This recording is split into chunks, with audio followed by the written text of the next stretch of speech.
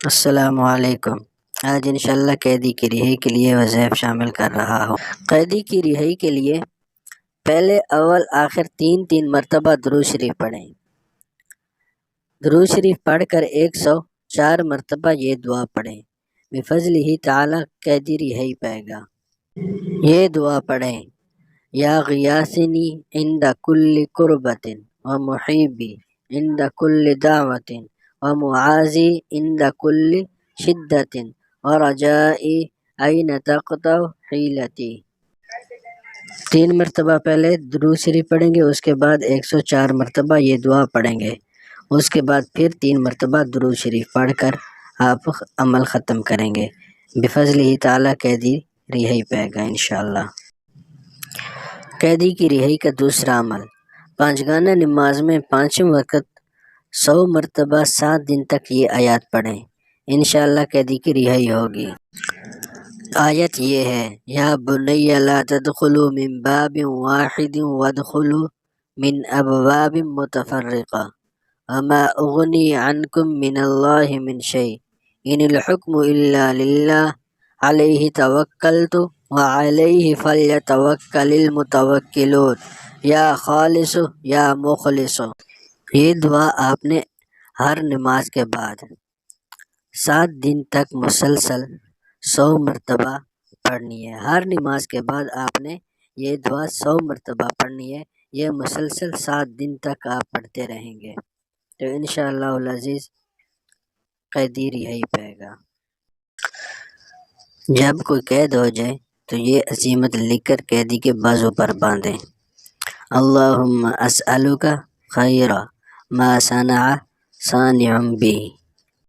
صرف یہ عزیمت لکھ کر آپ اس کے دائیں بازو کے ساتھ باندھ دیں، انشاءاللہ رہائی پائے گا۔ اگر یہ عزیمت آپ عرق گلاب اور زعفران کے ساتھ لکھیں تو اور بھی بہتر ہے۔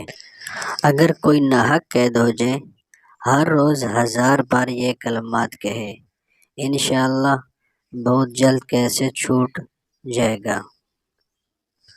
یا غیاث المستغیثین اغثنی ویا ناصر المظلومین انصرنی بفضلک۔ یہ آپ نے ہر روز 1000 مرتبہ پڑھنا ہے، انشاءاللہ العزیز بہت جلد قید سے چھٹکارا مل جائے گا۔ میں آخر میں آپ کو ایک نقش بھی بتا دیتا ہوں جو قیدی کی رہائی کے لیے استعمال کر سکتے ہو۔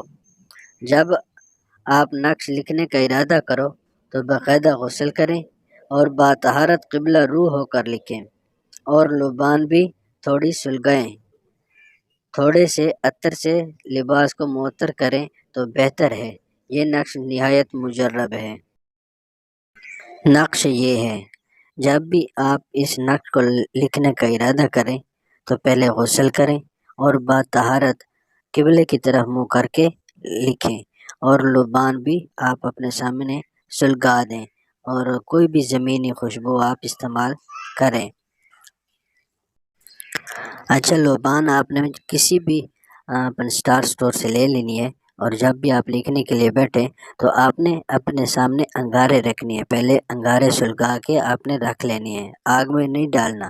انگاروں کے اوپر آپ نے تھوڑی تھوڑی لبان ڈالنی ہے تو وہ دھواں اٹھتا رہے گا، آپ ڈالیں گے تو دھواں اٹھتا رہے گا۔ آپ جب دھواں اٹھ رہا ہو تو آپ اسی وقت یہ نقش لکھ رہے ہوں۔ آپ نقش لکھیں گے کوئی بھی عطر لگا کے اور باطہارت ہوں، غسل بھی پہلے کریں اور قبلے کی طرف منہ کر کے بیٹھیں تو انشاءاللہ العزیز یہ نقش بہت مجرب ہے۔